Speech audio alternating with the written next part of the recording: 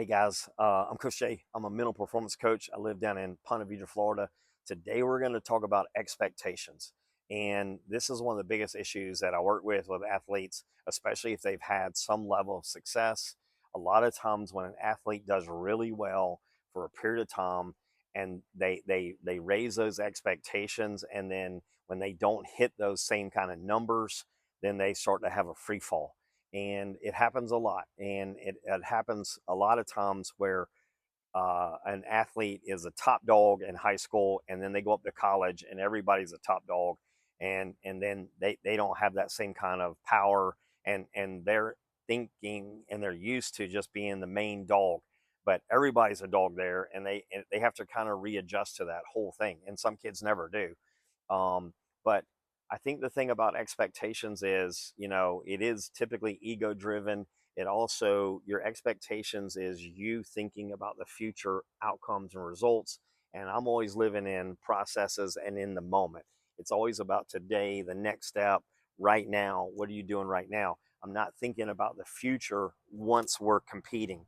We're always staying in our space. And the space is next shot,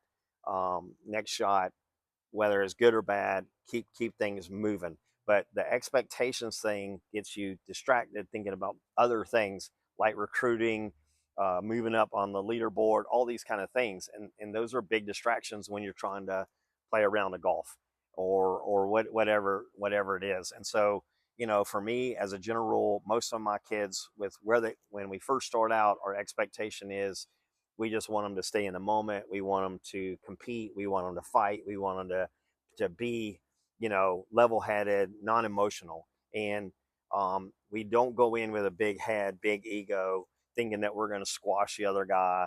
Not where in the early stages. Once you've been more trained to be psychologically tough, mentally tough, all that kind of stuff, we can go there. But early on, if you're struggling, it's best not to have these huge expectations, because you go out, you think you're going to do great. First couple things that don't go your way, you start to not believe in yourself. Then you don't trust the process. Things start to fall pretty rapidly. So these are things I work with on a daily basis, talking to my clients on FaceTime, go-to meeting, and on the phone, and we work through these things. And it's amazing what can happen when people address it. I'm Coach Jay. I can be found on College Scout FB on X. I can be found on Psychology Today, listed as Coach Jay, and my website is sportsintervention.com. God bless.